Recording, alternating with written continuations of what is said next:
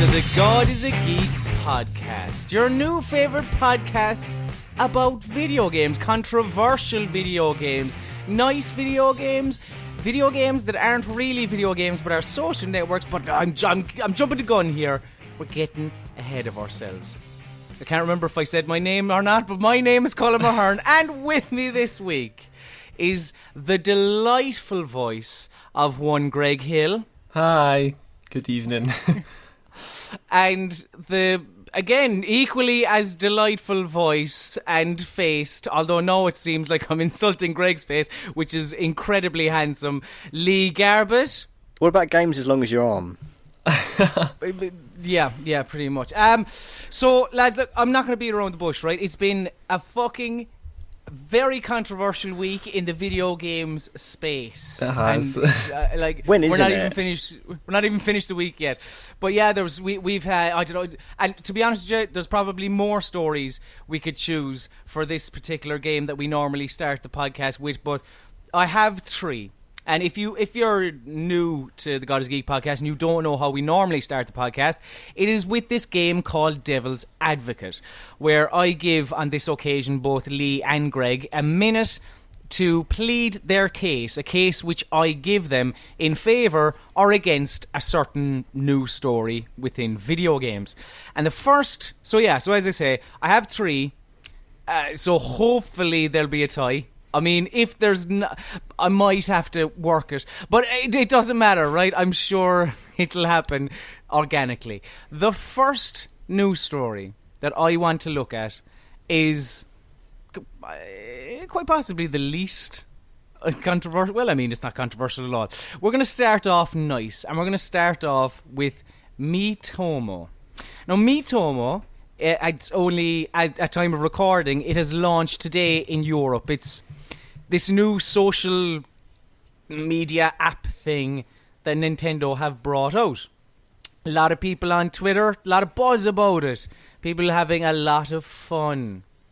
But, Lee, I want you to tell me why MiiTomo has legs, right? And you think that this is the new social network for all the millennials out there. And Greg, I want you to tell me why MiiTomo is a complete fad and will be gone within a week, two, whatever. But it's just that MiiTomo is it's fucking dead before it gets off the ground. Okay. So Lee, you start us off, right? And your minute starts now. Okay, so this is Nintendo's very first attempt at a proper iOS app. So I think for that reason it's worth a look for anyone who hasn't had a look at it yet. Now, the reason I think this has legs is because the simple reason, unlike most social media, this one it rewards you with some sort of tangible rewards. And by that I mean, as you play the game, as you interact with your friends, by answering questions and all the other stuff, you get points or coins, and those coins can be traded in for all sorts of goodies, from things like useless stuff like Mii costumes for use in MiiTomo, all the way leading up to discounts off video games and video games themselves, like digital purchases on through 3DS and Wii U. There's already one game available for 3DS, and that is a Twilight Princess version of Picross. So for that reason it's going to be excellent, and I think there's a reason to engage with it further. With time to spare. I'm impressed, Lee. I'm impressed. I've been practicing. Right, so Greg, your rebuttal, please. You must tell me why MiiTomo is a complete fad. And your minute starts now. Okay, so I was one of the first people to basically download MiiTomo today. I was ready. I was on that app store downloading it, so I downloaded it. Made my wee character and all that, linked it up, and then after a few minutes on it, you kind of start to realise that basically all you're doing is clicking on people's opinions and answering questions, and the questions are really weird, like, what's your favourite type of bread? And it's like, who the fuck cares what my favourite type of bread is? And people are putting like tiger bread and stuff like that, and you're like, I don't care what your fucking favourite type of bread is, like, really.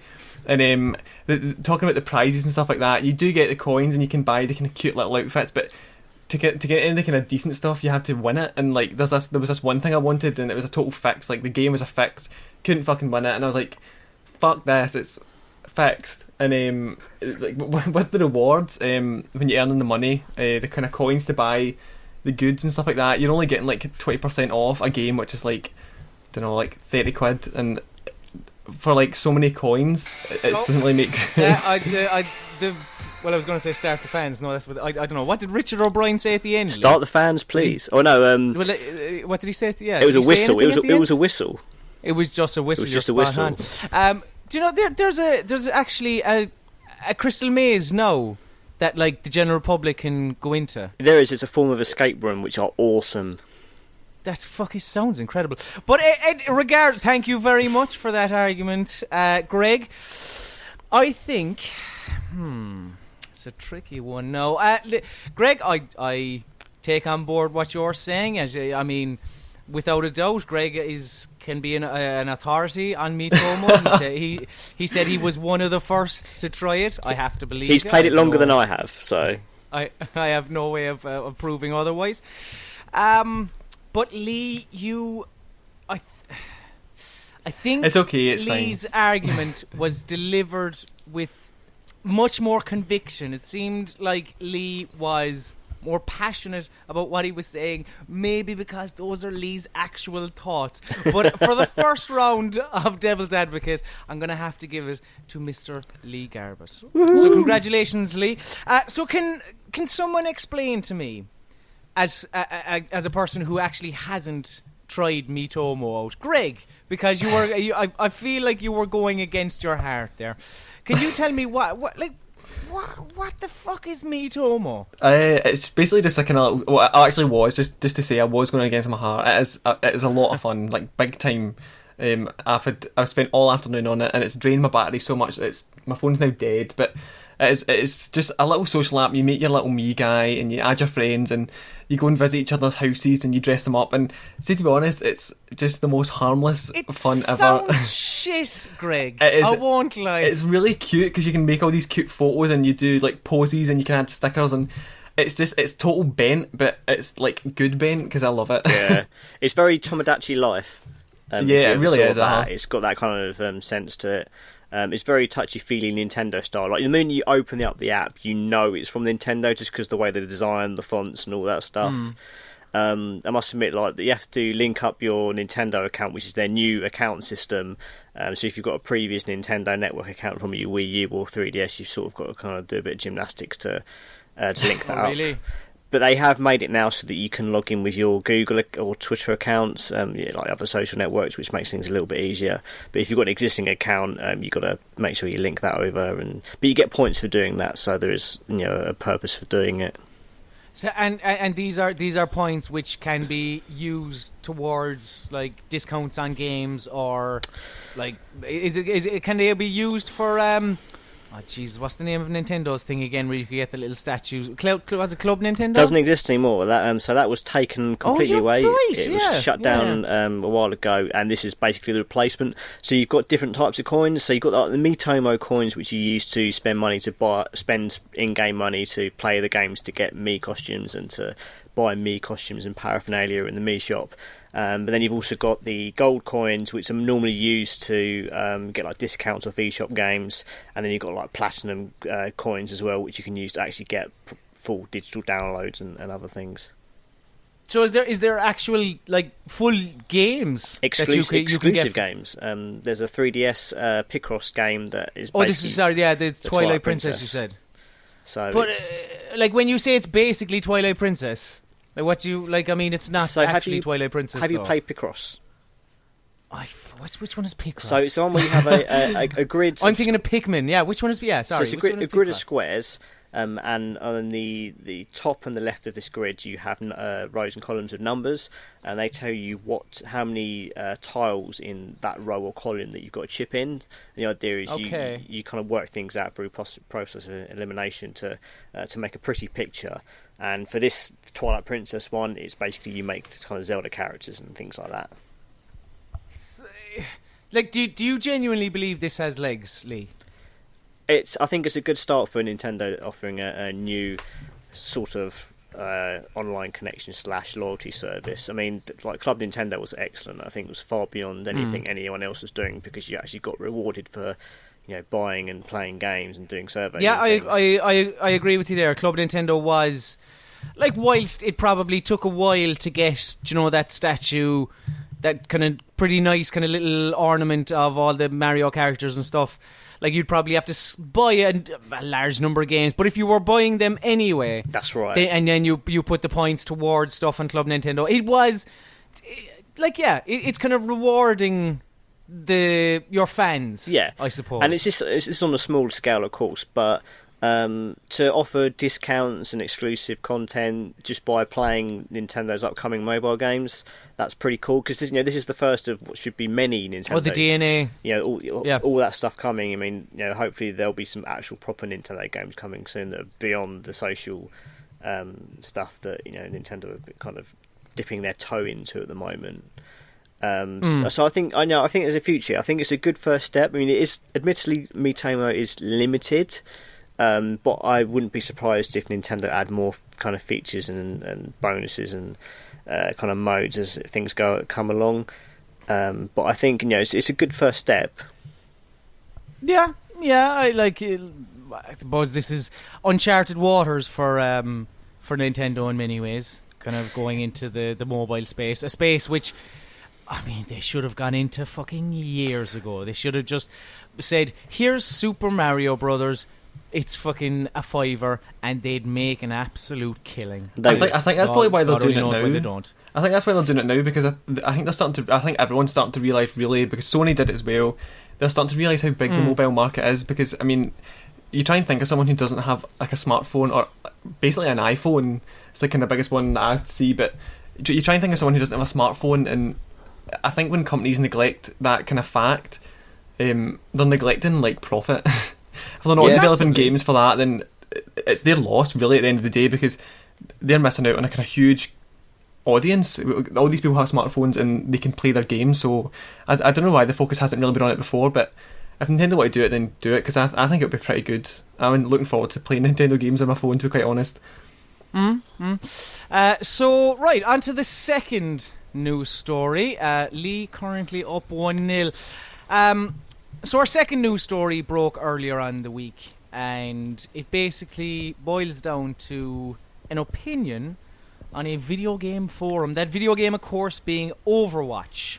There is a character called Tracer, and when Tracer is victorious in a game or a match of Overwatch or whatever, they used to do a certain victory pose where they would look over their shoulder with their arse kind of in full view and kind of being the centre of attention, as it were. It's a pose that's, what's their names? Marvel got kind of a little bit of ridicule on the Avengers poster because Black Widow was doing something similar. So it's kind of... people are a little bit touchy about it. So one person went to the forums and basically... Jeff Kaplan, who I believe is the director for Overwatch, kind of came to the forums and said, look, we're going to take it out. And some people got cross at this. Some people got very cross at it, in fact, saying that this was censorship and it's just a cartoon arse. Why are you taking it out? It's fine. Just leave it as it is. Other people saying this is outrageous because you're making Tracer a kind of... You're trying to sex her up when she shouldn't be that. She should just be a tough kind of female, lady, woman person. So, the arguments for this particular news story, and remember, this is all for fun, okay? Please stress that. This isn't your actual opinion. This is all a bit of crack. Pardon the pun.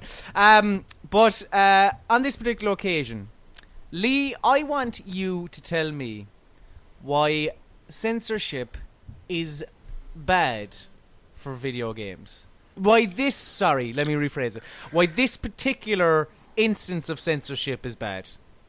And I want you, Greg, to tell me why this is good. Okay? Oh dear. Again, Lee, this is, come here, you could pull this out of the bag here now, okay? So this is not Lee's opinion. I am forcing this on Lee for the next 60 seconds. Who knows? Maybe this is. I'm only joking. But anyway, right, Lee, so you're going to tell me why them taking this victory pose out of Overwatch is a bad thing, okay? And because you won the last one, I'll actually give you the choice. Would you like to go first or second? I'll go first. You go first, okay. Your minute starts now. So I think what this censorship debate really highlights is the people power, that the power of forums like NeoGAF that are really kind of trying to put the boot into developers, and to be honest, there are far worse things going on in video games, like violence for a start. The fact that someone's arse is showing, because the camera is viewing them from behind, so you would expect to see their arse. I mean, you wouldn't moan about Solid Snake's arse in Metal Gear Solid 4 being on display for the entire game. It's that kind of thing. It's a really odd thing for people to complain about, and the fact that they've buckled and taken it out, it kind of thinks, well, what have you really served? What purpose have you served? It wasn't for a game choice. It was just because people were moaning, and a very small vocal minority. I'm done. About 3 more seconds, Lee, if you want to Props, Mike. But a brilliant word to end on, Lee. So thank you very much for that, Lee. You're welcome. Some interesting points there. So Greg, I want you to tell me why, for 60 seconds, why them taking this victory pose out of the game is a good thing. And your time starts now. Okay, well, first off the bat is when a woman is sexualised like that in a video game, it gives off a bad message essentially about women in video games. It's a bad representation of women. These people are they can be sexual beings, but then to have that forced upon them in a video game, and I'm not saying like this person has, like, this Tracer has feelings and anything like that, but to be honest, Blizzard did say that they didn't really agree with it to begin with, and they added it in just as, I really have no idea why they added it in, but they weren't so sure on it to begin with anyway, and the kind of censorship of it is, I think it's right, because if someone finds that offensive, and I know other games are offensive, but if someone finds that kind of morally degrading for their own sex, I think that should be completely taken out. It should be adjusted to kind of suit the kind of cultural norms. I think in other games like Xenoblade and stuff like that, it depends on the culture, because in Nintendo, Japan is a totally different culture than it is in Europe. That's your time, Greg, I'm afraid. That's fine, okay. I was just building up. I was just getting to my climax. You were really getting into it there, Greg. Some very interesting points. I'm not gonna rule out your point, Lee. No. Like you kind of said that there are very pressing things like violence. That argument is constantly made that we're quite a prudish kind of. The West can be quite prude when it comes to sex. Whereas we'll show fucking, I don't know, some violent film on television at like 8 o'clock and no one will bat an eyelid, but if you show, I don't know, the hint of a man's arse or the top of a lady's cleavage, then the fucking world explodes. Yeah. Pardon the pun, but exploding there. Greg, you also made some very poignant kind of what's the fucking word I'm looking for? Arguments as well. And I think there was one that kind of struck me, and it was that cultural norms that you mentioned, Greg, because I think with that, I think I have to give the point to Mr. Greg Hill, because again, it is that, like, what was it? What game? Greg, remind. It was, I think, or Lee actually, because you might know as well. It was Animal Crossing. Do you remember this controversy with Animal Crossing? I don't know. So I've never played Animal Crossing, so. Was it to do with skin colour? It might. Or am I wrong? It was a while ago. It was, but I remember them. I remember there being, because like when it came out in Japan, it was, I don't know, it was seen as kind of normal. But then when it kind of came here, people kind of went, "Hang on a second here, what's what's going on? This isn't how. This isn't like the way we kind of we live our lives, as it were, I suppose. But this, so the story itself, this character Tracer, obviously enough, like, is there anything to be said, and I'm kind of playing devil's advocate here now, Greg, is there anything to be said that Tracer is being empowered? Because I've seen that argument kind of come up. Is there anything to be said that this character is being empowered by standing the way she's standing? She's a confident woman. She's she's very body confident. Is there anything to be said for that? Because you see that argument come up a lot, like, say, with a character like Bayonetta. Yeah, I can understand like where you're coming from, and I do think it is quite a valid point. But like when you see the picture, it doesn't look right. It just doesn't. It looks out of place. And I mean, I was going to say she looks uncomfortable. Not that we fucking know what because she's kind of acting like, but it just doesn't look like a kind of thing important. It looks more.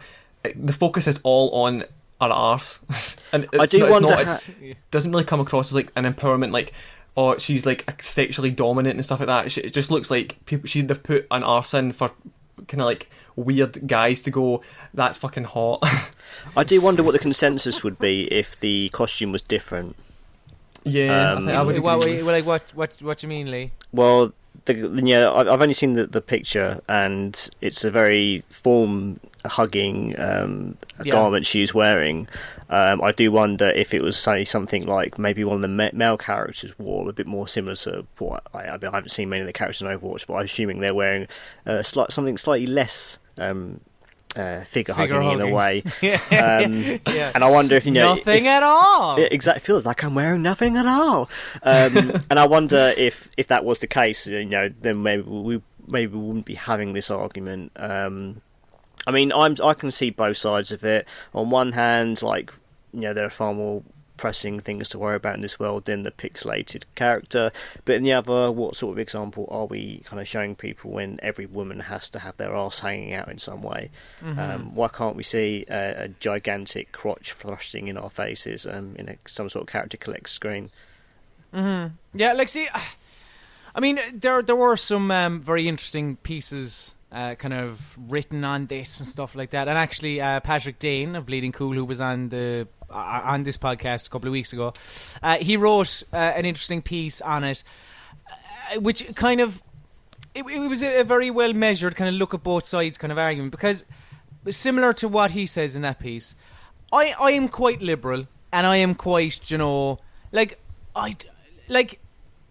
a bit of sex is grand, like a bit of kind of sexy characters and blah blah blah. Now it can't be one-sided. Like that's the thing. Like like if you want a character to be a bit more kind of flirtatious, a bit sexier, blah blah blah, then you kind of also need to, like in this case, Tracer, a woman, you need to have a man do the same thing, like and be kind of a bit kind of sexier and blah blah blah. Like Street Fighter this week recently took out the Chun-Li boob physics mental stuff at this character select screen, which I don't know if anyone's saw it in action. I mean, it's fucking ludicrous. It is hilarious.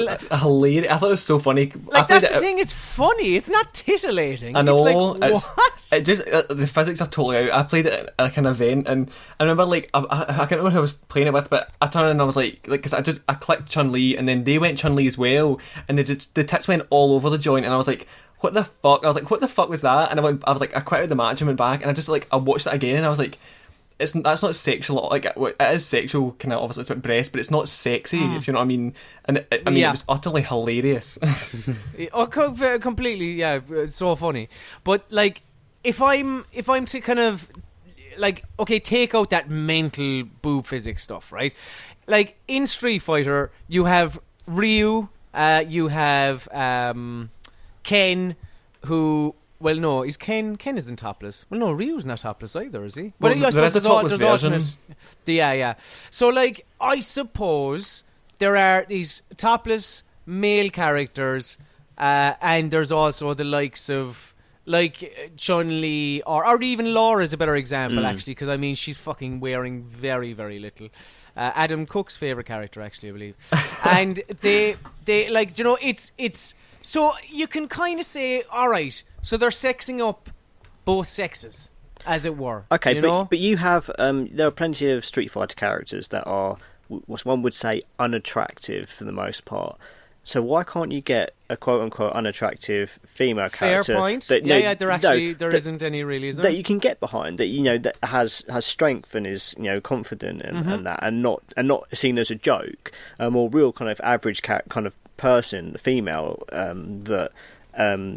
that was, you know, had strength and was empowered and all that stuff. Why does it always have to be these kind of little female characters that, you know, wear very little, or you know, or they're joke characters if they're, you know, fat and ugly, so to speak. It's almost in games when a character's like a female character wears less clothes, it's almost like a connotation that they are empowered when it doesn't really come across that way. And Nick hit the nail on the head when he's like saying it's not empowering to them at all, and they become joke characters at the end of the day. Like, people just look at them and they're like, that's just takes a fucking piss. Yeah, like it's, but obviously the pose has been kind of taken out.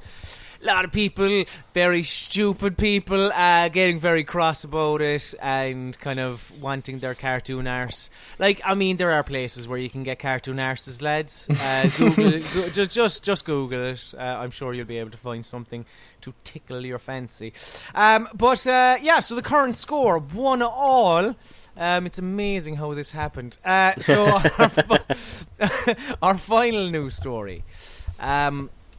This is kind of quite. I'm going to go kind of quite inside baseball with this. Then we can talk about it from a kind of a wider picture. But Final Fantasy 15 is coming out on the 30th of September. I'm not sure if you've heard, lads. Well, if you're a GameSpot fan, you probably did, because they, it was a good 12 hours, maybe 10, 12 hours or so, a couple of hours anyway, at least, before the Final Fantasy, what was it called? Final Fantasy Uncovered. That was it. Yep. Yeah. But before that event happened, GameSpot had a video go up on their website and on their YouTube channel that said Final Fantasy 15 will launch on September 30th, publisher Square Enix has announced. The date was revealed during the Uncovered Final Fantasy 15 event, which was held in Los Angeles. But as I previously said, the fucking event hadn't taken place yet. So, in other words, Square Enix came to GameSpot. This is, I mean, if you're a complete tit if you don't know this. But anyway, if you don't know, this means that GameSpot were under embargo. They had been previously told, listen, we're going to be announcing Final Fantasy 15 it's going to come out the 30th of September. We're going to announce it tonight at whatever time, 12 o'clock. So just so you know, you can have all of your shit ready, and then once it's announced, you can go live. So it benefits everyone. So the word of Final Fantasy 15, that gets out there. And also, a website gets all the hits from people searching for Final Fantasy 15 news. But yes, the problem is that the fact that GameSpot revealed it early. So what I want you to argue on this occasion, lads, is about embargoes and NDAs and basically keeping quiet, or not keeping quiet as the case may be. Lee, I want you to tell me why in the games industry, and this is probably, I probably skewed the last two a little bit, but this is kind of, this can go pretty, there are arguments on both sides. So Lee, I want you to tell me why embargoes and NDAs and whatnot are a good thing, and Greg, I want you to tell me why they are a bad thing. Okay, so Greg, you won the last one, so I leave you choose. Would you like to go first or second? I'll go first. Okay, he's confident. Oh, it's good. I'm ready to fucking kill it. Right. Okay. Wait, so I'm arguing against. You're telling me why embargoes are bad. Okay. Yeah. Okay. Right, and your minute starts now. Okay, so as news editor, I'm confronted with many embargoes all the time. I get them, like every fucking email I get is, this is embargoed until 2 p.m. And to be quite honest, I think it's a weird one, because publishers usually, when they're talking about a game, will just say The Division, because I did get a few for The Division. We were saying embargoed kind of screenshots and stuff like that and details, and so I scheduled them, they were sitting ready to go, and then Ubisoft themselves tweeted them out like on their Twitter account. There was no news story attached to it, so they tweeted them out on their Twitter account, and I was like, this embargo's broken. They broke their own embargo, so we have to go with it. So in terms of embargoes, I think they're a bad thing, because it attracts more kind of focus to a kind of one site usually, but when news is out there, it's out there, and embargoes just, once the news is broken, it's out. There's no point in it being a fucking embargo. You might as well just announce it and let the media go crazy for it. That's it. Oh, on the wire. Yeah.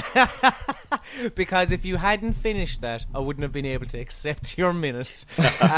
Right, okay, Lee, I want you to tell me why embargoes are a good thing, and your minute starts now. So we live in an age of international 24/7 coverage, and there are sort of press outlets of all shapes and sizes, from enthusiast press, blogs, massive mega sites, like the ones that break those NDAs. And the reason we have those embargoes is to make a fair playing field for all concerned, and not just online, but we're talking about print magazines as well, because as you know, print magazines will only come weekly or monthly.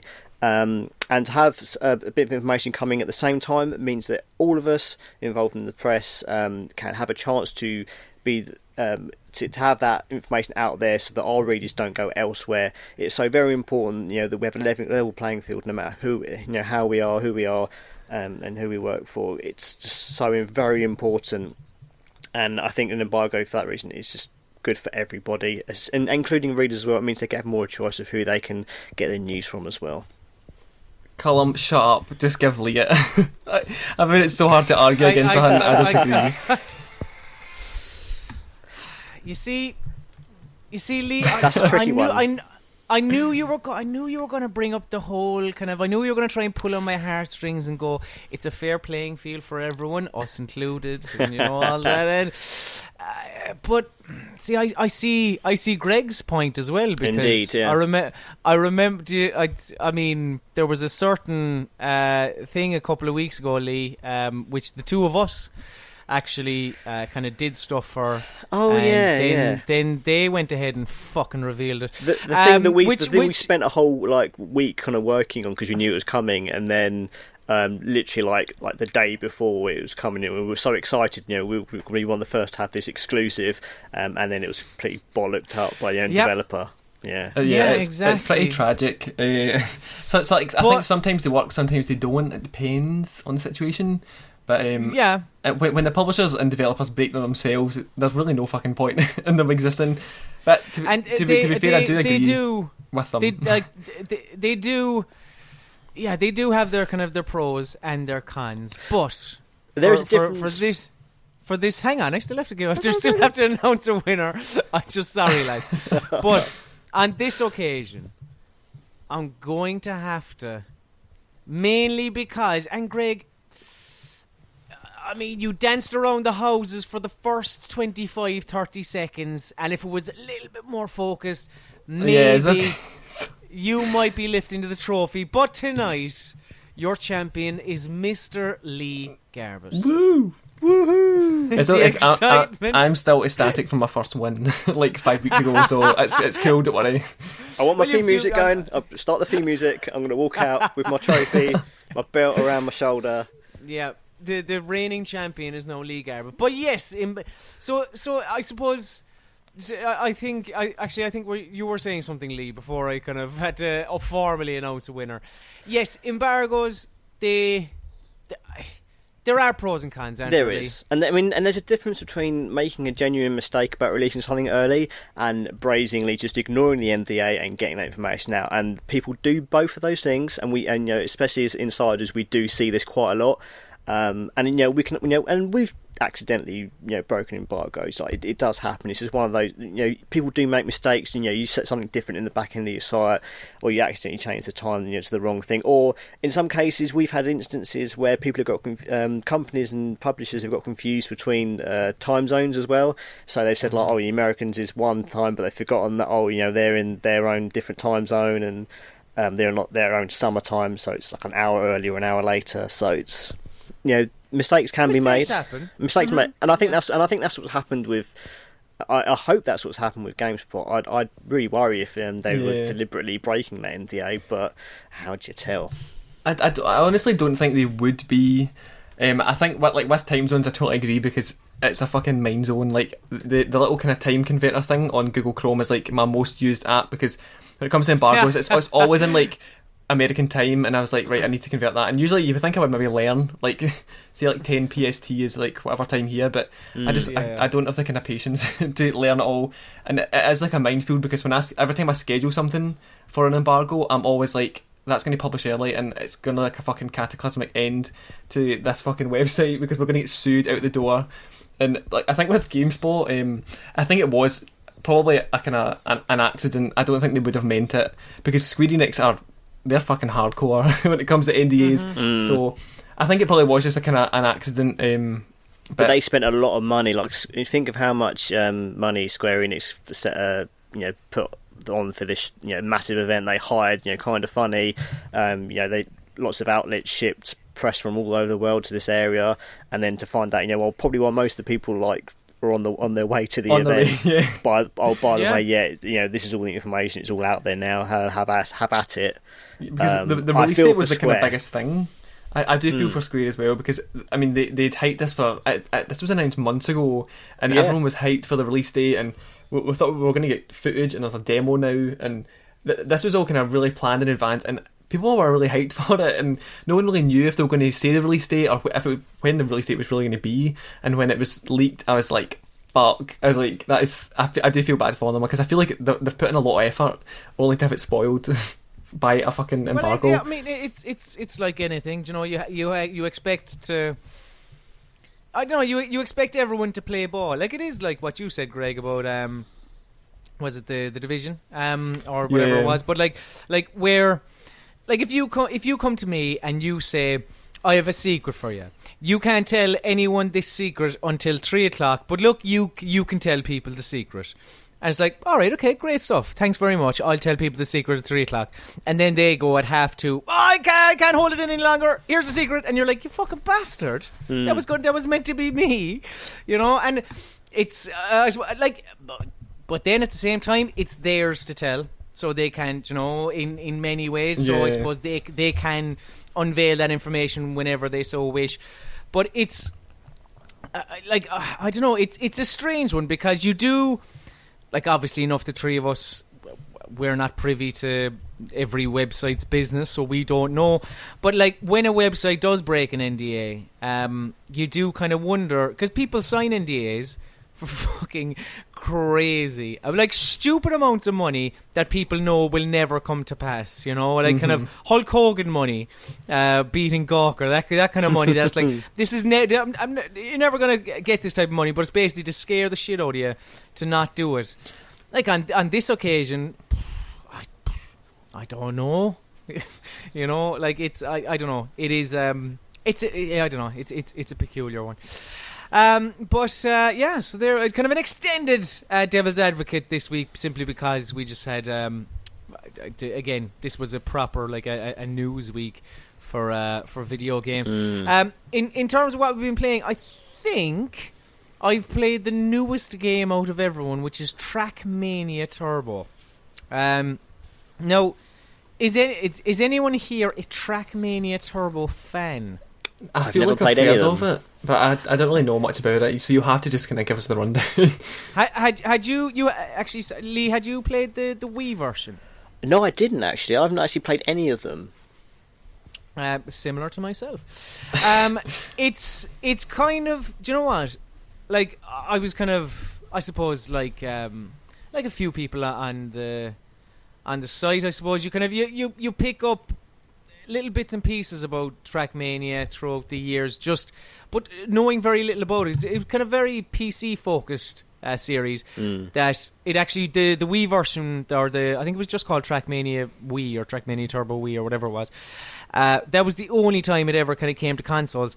But this one is, like, again, not knowing what the rest of the series is like, and it does take away apparently a lot of that kind of PC customization. It's a really, really good game. Like, it has its flaws in that, like, TrackMania works best on really short courses. I think actually people kind of have been comparing it a little bit to Trials, and I kind of see that argument to a certain extent, because there are parts of Trials where it kind of basically turns into a platformer. Like here, it's always a racing game. But at the same time, it's a quick, you drive from A to B within 30, 40 seconds, whatever it is. And when TrackMania is like that, it's exhilarating. It really is just sublime. But when it kind of introduces the multi-lap tracks and kind of prolongs it, maybe when you're looking at like a minute and a half, 2 minutes or something, it kind of loses the luster a little bit, because there are the odd occasion where kind of some of like the buggy, for instance, is a little bit unwieldy, and it can, it can basically, it can turn into frustrating more than just kind of good, fast-paced kind of fun. But it does very much have that kind of one more go kind of, simply because of the quick kind of 30-second tracks. It does really have that, I'll try once more. Because there's like 200 tracks in it. Wow. But you can, again, you can just kind of rinse. Like you could be on, like, I don't know, fucking 10 or 15 for the night, just by like constantly trying to like go, no, I can do one better. I can do one better. There's also ghosts in it, which are basically pace setters, which are really cool. That like most of these games, each track has a bronze medal, silver, and a gold. And from your first kind of effort on each track, you can choose to race with a bronze ghost, silver or gold ghost. And it, again, I like that, because it kind of shows you from the get-go how to improve and how to approach certain corners. Are you taking that too wide, too narrow? What kind of speed should you be approaching this corner here? It's a really, really fun game that I'd imagine, if not already, in a couple of weeks' time, some people will probably just forget about. But it is genuinely really good fun. And even the track builder is actually very cool, because there's a randomizer kind of effect in it where you can, I was racing Adam, and I think he was hosting, and he created a random track, and it was literally just like the press of a button, it was just, there's this kind of just menu, and it's just just kind of random track, and it's just kind of, you see it building before your eyes, and it's just really cool, because it's like sometimes you can get a dud, and it's just like, it's really, I don't know, it's full of corners, and it's just not nice to drive.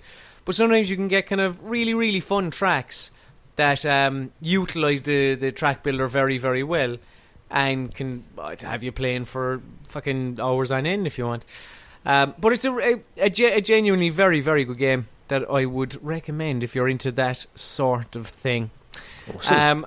But Lee, what have you been playing lately? I've had most of the last 2 weeks off, so I've sort of been catching up on a lot of things. I spent most of it playing lots of stuff off Rare Replay. I went through the whole of Grabbed by the Ghoulies for the first time, twice in fact, actually. I did Jet Force Gemini. I started playing Perfect Dark Zero with the wife. So yeah, I'm kind of steadily going through all those games. I've been doing them chronologically, so I've probably got about 5 games on that left to finish before I'm done with it. So have you? And are like some of these games you would have played as a child, but some of them you wouldn't. Right? Yeah, that's right. I mean, a lot of the Spectrum games I didn't play because I had an Amstrad and not a Spectrum at the time. But some of the NES stuff I played, some of the N64 stuff, of course. I already had some of the Xbox 360 remasters already as well, which had already finished. And that collection is so good, just for the value alone. The fact that it throws 30 games at you, and granted, not all of them are classics in any stretch of the imagination, but the fact that for at least most of us, there'll probably be at least half of that pack that is worth the £15 you can get it for now. I'm amazed that a company like Microsoft would allow Rare to release something like that for so cheaply. Because the kind of documentary style stuff is something that really intrigues me, because I have it too. I just haven't kind of dabbled. To be honest with you, I got it mainly. I think I got it for like a tenner during the Black Friday things, and I kind of got it mainly for just fucking for your amusement, really. To be honest, but the documentary stuff. Is something that is it like the more you play, the more you unlock, or something like that? Am I right in saying that? So every game has these like these stamps that you get. So most of the game up until the Xbox 360 ones, you have to do particular challenges. It's like and they're called milestones. And for every one of those you finish, you get a stamp. Because it's the Rare were created by the Stamper brothers, so that's a little in-joke reference there. And as you go along, you stamp your tickets, and every time you fill up your ticket, you get to the next rank, and you unlock more and more of these documentaries. And I think I spent 2 hours last Friday watching all the ones that I'd unlocked already. Like, there is a lot of documentary footage on, and it's good stuff as well. I mean, there's everything from there. They've got a lot of the old kind of band back together, so lots of people from the very early days. Is it Talking Head stuff? Yeah, there's a lot of that. There's some really good kind of prototype stuff as well from games that didn't come out, or early beta stuff. From some of the stuff like Banjo-Kazooie, like some talk about when that was going to be a SNES game, and then it moved up to N64, and they changed the characters and stuff. How Conker changed so drastically from being a really cutesy platformer to the foul-mouthed version that we ended up getting. So it's all really interesting, because it helps that a lot of the people that they got for these interviews are quite entertaining people anyway. They're quite charismatic and quite funny, so it makes it quite kind of good, interesting and entertaining watch. And that's another good thing. I like the fact that it doesn't give you all of it from the start. You have to kind of work your way through the games, and in working your way through those games, you sort of understand what makes Rare so special. As I've always maintained, that they've never been the most consistent of studios. They've done so many games, hundreds and hundreds of games you wouldn't even realise had been by them. I mean, they did lots of the WWE games back in the day, and you would never have guessed. That they're such a prolific developer. They did lots of odd jobs for lots of people, but it's when you kind of start to play some of their more famous things, and you kind of think they had a very special thing going on. And I'm really, it kind of as like a bookend of a chapter. Rare Replay is sort of like, this is what we did so far. Now Microsoft are giving us a bit more free reign. This is what we're going to come up with stuff in the future, and I think Rare Replay is just a nice little celebration of everything they are up until last year. It's a very lovingly crafted collection, lots of thought and effort put into it, which is not something you can say a lot about retro re-releases these days. Yeah, very true. Now the only thing is, Lee, I can hear Greg snoring from through my headphones, but I think that's just because Greg knows of Rare as a Kinect studio, and Greg just knows them as someone who I can actually hear Greg exhaling. I was gasping. Yeah, kind of like, excuse me. I know. Of course, Greg. See, I was going to ask, are Rare still open? That's the extent of my knowledge. Rare are still open. Yes. What are they that's developing? Sea of Thieves. That's right. Sea of Thieves. Oh, I think I've actually seen familiar? that. Yeah, I actually have seen it. It actually looks cool. It's kind of it's the first Rare game since Viva Pinata, Lee, I suppose. Yes, since Banjo-Kazooie Nuts and Bolts. Fuck's sake. Wait, what was Nuts and Bolts after? Yeah, Viva, was it? Yeah, according to Rare No Replay, way. it was. Jesus fuck. Okay. And that is an underrated game. Really? I read. Well, I was watching a video the other day. It was like the top 10 worst video games, and I think that was on it. Jesus Christ! So it was quite scathing. Oh, there's a dog. Fuck. Are you very pissed Wild off animal? the dog? No, Greg. Fuck. Yeah, exactly. But Greg, I believe you've been playing old games as well, or at least an old game. The dog will be quiet in a minute. Yeah, I've been playing Resident Evil, the remake on PS4. I've had it since it came out. Basically, I got it the first day it came out because I was like, you know what, it's a classic. I've never played it. I think I used to have it on PS1, but I was far too young to play it. When I had a PS1, I was like 5 You must have or something. been like a fucking fetus or something, were you? What age were you? Yeah. Well, I was born in 1995 and the PS4 came out in 1996. So you were young when the GameCube remake came out. Yeah, it was 2002, so I was only like 7 when that came out, so I was still too young for it. Anyway, so I downloaded the remake, and I played it the first time I got it, but I never completed it, I never finished it. I got about 5 hours into it, and what really put me off was the saving. Like, you can only save so many times with the ribbons. Yeah. And it was just so intense because you can run out of bullets. You have to heal yourself with herbs, and they can run out as well. So everything is really limited. You need to conserve what you've got. And for me, I don't know, I can't remember when it came out. I think it was like 2014, 2015. But it was just far too intense for me at that time because I was like, I played Alien Isolation and stuff like that, but it just, like, having to conserve everything like that and knowing there wasn't going to be respawns was like the most nerve-wracking thing ever. So I was like, fuck that.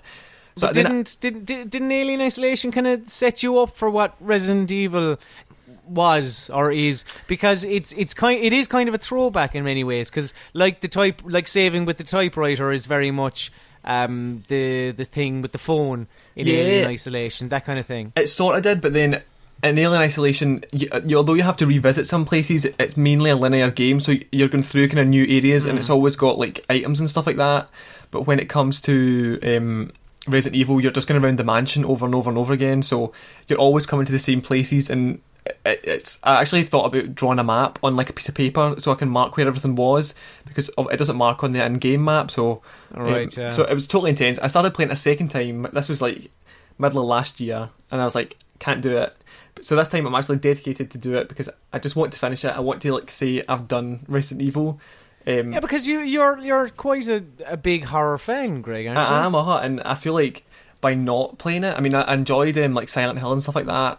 I've still not finished that either, but because I'm still a bit young for Silent Hill as well, unfortunately.